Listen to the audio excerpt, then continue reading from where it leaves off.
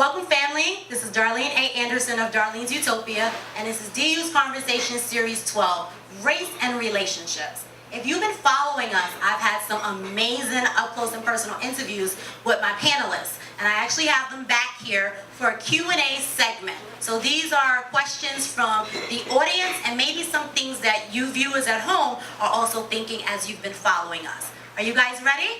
Yes, we are. Ready. Cool, so I just want to definitely introduce you guys again and welcome you back to the couch. So we have Ms. Monica Dennis,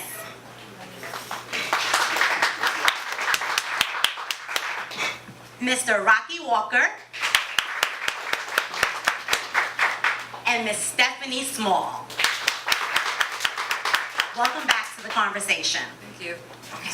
All right, so we have some really hot questions here, and we're just gonna run right into it. Again, Rocky, you being the only male here. All right. You know, I don't want you to feel like you're just taking an L for the team, you know. I'm gonna hold up. All right. It's a collaborative effort.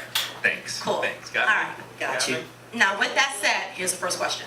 Why are men intimidated by strong black women? Why do we have to drink a glass of water to drench down our personalities?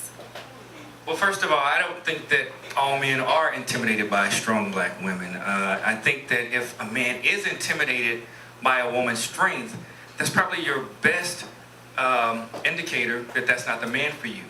That's what I think. That being said, women respond to love, and men respond to respect. When you are strong, it doesn't make you weak to show respect. As a matter of fact, for me, I know in order to get respect, I have to give it first. That's just the choice that I make. So those are two kind of subtle differences, but as far as a man being intimidated by a strong woman, I got nothing for that guy. Because if the woman is strong, if you're my woman, and you're strong and you're doing well, I'm doing well. Correct.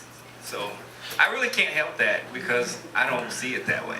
So she has a brother like that she needs to move on. Absolutely. Because that's not the brother for her. Absolutely. I mean, if he's intimidated, there must be some sort of sick kind of competition thing going on as opposed to a mutual support type of thing.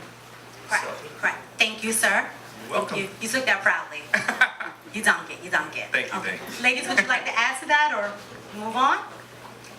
Moving on. Great. Next question.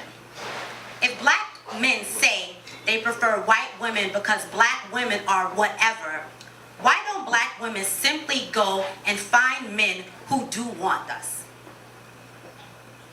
Sisters? Well, I think that definitely we have to open up our options.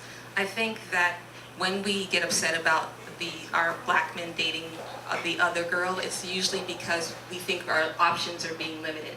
It's generally across time, we've exclusively dated black men. I think I'm a proponent of black love. I think that there's nothing better on the planet than when black love is in its best form. That said, if the black man has decided to cross over to the other team, then as black women, we have to open up our options. We have to look outside of our race sometimes and find love where it finds us.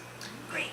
And it's funny that you mentioned that because earlier on in our previous segment, I wanted to ask you that because although the title of the book is Don't Let the White Girl Win, as we spoke about before, it's really a strategic plan in finding love overall. And you do promote that you can find love outside of your race. Yes, but I'd like to make it clear, I think black love is awesome. Okay. It's the very best representation of love. I think when our DNA crosses together, we create the best stuff on earth. So, and there's nothing better than a black man in his prime, so I understand our unwillingness to give them up. But that said, if they want to move on, we have to move on also. Understandable and well said. Thank you. Monica?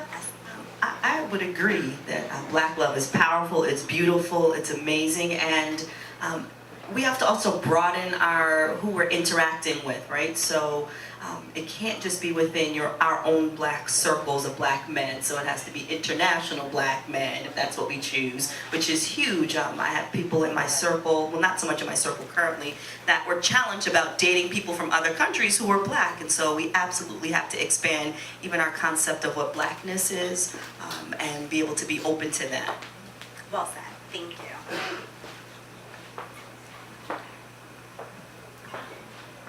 Stephanie, how does the black girl win? How do we play for keeps? Well, we win by exploring our options. We win by letting go any obstacles in our path or anything we perceive as an obstacle. So if a lot of people, a lot of black women who I've spoken to says, oh, the reason I can't get a man is because the other girl has taken him.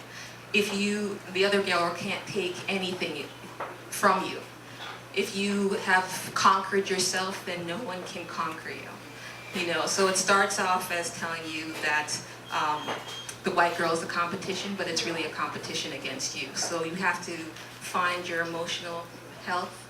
You know, you have to battle with your weight issues if you have them. You have to let go of any hair issues that you have. Anything that's standing in your way, you have to emotionally deal with those things so that you are in a position to find love and that you're in a position for love to find you. Thank you. Can I jump in there? Yeah, I actually had a question for you, but jump right on in. Okay, being as though I am a man, and I like everything that Stephanie said, and I would just add one concept. Instead of trying to get a black man, focus on trying to keep him. Yes. Piggybacking off of what Stephanie said, just to reference the black man and the black woman, what would make a black man leave a black woman? If the game changes, again, the question was based on how do I get a black man, and so if I meet your representative and I'm attracted to your representative and that's what I fall for, and then down the line when you get comfortable, all of a sudden things aren't the same. And I'm not just talking about physical, I'm really talking about emotional and spiritual, the whole thing. That can be tough to deal with. And quite frankly, I think it's unfair. So that's a big thing when the game changes, when the person that I thought I knew and was falling in love with turns out to be someone totally different. That would be enough. For him. Yes. Now, is that across the board, or do you find that that's primarily within our race? I think it's across the board, without question. However, I do think that there is oftentimes a stronger emphasis within black women on getting a man as opposed to the things that are necessary to keep a man. And those things would be the very things that Stephanie just talked about, amongst other things. Thank you. Yes. Thank you. Monica, would you like to touch on that? So I actually have a question for you, because women grow and change constantly. So the woman I was, maybe when I met you met someone 2 years ago, my life experience expands. I'm interested in different things. So just the developmental stages of womanhood just are constantly changing. And so how do we stay connected when women are growing all the time? Women are growing, men are growing, relationships growing. You answered the question with your answer. It's staying connected, I believe. People are going to grow. That's not someone changing because they've grown.